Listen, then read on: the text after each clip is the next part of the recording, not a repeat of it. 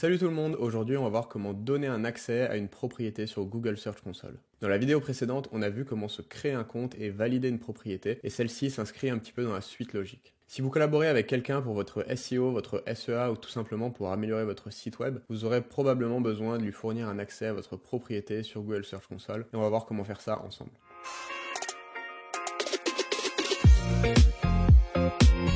Pour ceux qui ne me connaissent pas, je m'appelle Rémi, je suis account manager chez Majordomo Digital, une agence qui forme et qui accompagne les professionnels sur le marketing en ligne. Une fois que vous aurez créé votre compte et que vous aurez réussi à valider votre propriété de domaine, vous allez arriver donc sur une page comme celle-ci, une page de vue d'ensemble. Et un petit peu de la même manière que sur les autres plateformes Google, on va avoir à gauche un volet sur lequel on a plusieurs options. Donc on va venir sur ce volet, on va scroller tout en bas à gauche et on va voir le bouton paramètres. Donc on va cliquer sur ce bouton-là.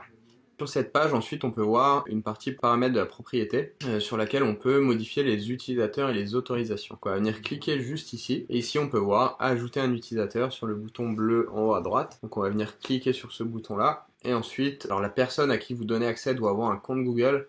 Donc, soit un compte Gmail, soit un compte Google qu'elle a créé avec son adresse. Mais il faut un compte Google. Et ensuite, vous saisissez tout simplement l'adresse mail de la personne.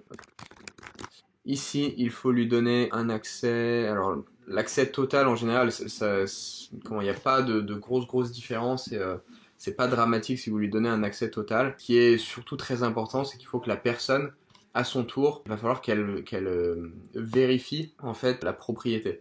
Donc si elle veut, en général, si vous donnez un accès à une personne à une propriété Search Console, ça va être pour lier Google Analytics à Search Console, pour même le Merchant Center, pour pouvoir, si c'est pas déjà fait, demander en fait, revendiquer votre URL.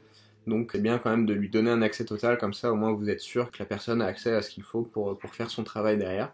Et ensuite, vous cliquez sur ajouter, tout simplement. Ensuite, une fois que vous avez fait ça, la personne à qui vous avez donné accès pourra retrouver votre lien ici et ensuite venir à son tour dans les paramètres. Et ici, elle verra normalement un message, vous êtes un propriétaire délégué. Et c'est ensuite ici qu'elle devra valider en fait la propriété de la propriété.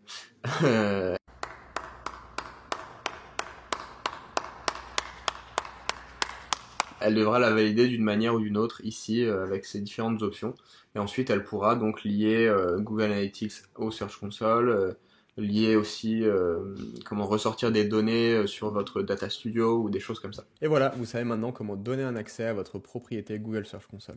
Surtout, n'hésitez pas à vous abonner pour ne pas manquer les prochaines vidéos. Et si vous avez un problème en particulier ou que vous ne trouvez pas la réponse à votre question, n'hésitez pas à nous le partager dans les commentaires et on vous aidera peut-être avec le prochain Loom.